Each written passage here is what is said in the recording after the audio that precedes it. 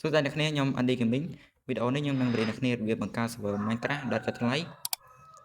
ដែលមាន RAM 4G និងទីតាំងនៅសិង្ហបុរីគឺ smooth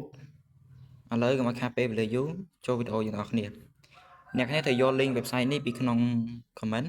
ឬក៏ description របស់ខ្ញុំនឹងដាក់ឲ្យឥឡូវយើងទៅបង្កើតទាំងអស់គ្នាអ្នកគ្នាចុច create free server ឈប់សិនអ្នកគ្នាកុំភ្លេចជួយចូលលេង server GTA ផងខ្ញុំនឹងដាក់ IP នៅក្នុង comment វានឹងចេញបែបនេះអ្នកគ្នាអញ្ចឹងអ្នកគ្នាគ្រាន់តែដាក់ email របស់អ្នកគ្នាមកអ្នកគ្នាត្រូវដាក់ password ដែលអ្នកគ្នាចង់ដាក់ចំណាំខ្លួនឯងអ្នកគ្នាឥឡូវខ្ញុំដាក់ password ខ្ញុំសិនឥ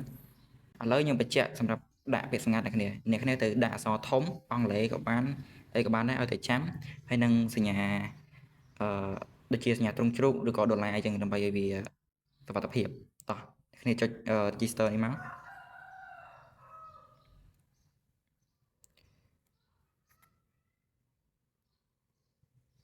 នេះអ្នកគ្នាយកឥឡូវគេនេះមកនេះអ្នកគ្នារើ version ដែលអ្នកគ្នាចង់បានសំទោសអ្នកគ្នាសម្រាប់ការនិយាយលឿនខ្ញុំត្រឡប់អ្នកគ្នាចុច continue នេះមកហើយយក Singapore អ្នកគ្នាចង់ដាក់ IP មិនក៏បានដែរហ្នឹងឈ្មោះ server អ្នកគ្នាគេថាខ្ញុំដាក់ ND OPKH create មកឥឡូវយើងបាន server អ្នកគ្នាអញ្ចឹងអ្នកគ្នាសូមទៅ console ហើយអ្នកគ្នាចុច start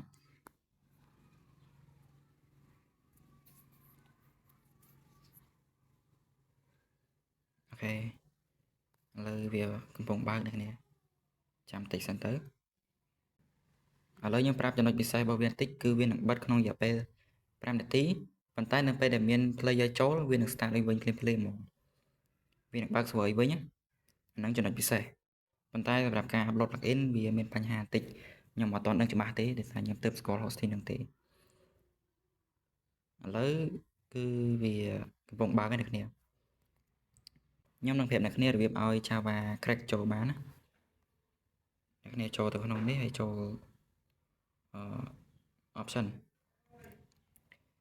កន្លែង online mode នេះអ្នកគ្នាបិទមកប៉ុណ្ណឹងហើយចុច save អ្នកគ្នាចូលទៅក្នុង console វិញហើយ restart វាទៅប៉ុណ្ណឹងគឺអ្នកគ្នាអាចលេងបានហើយនេះគឺជា IP អ្នកគ្នាយកលេងបានអញ្ចឹងវីដេអូនេះក៏មានតែប៉ុណ្្នឹងទេអ្នកគ្នាអរគុណអ្នកគ្នាជួបគ្នាវីដេអូក្រោយបាយបាយ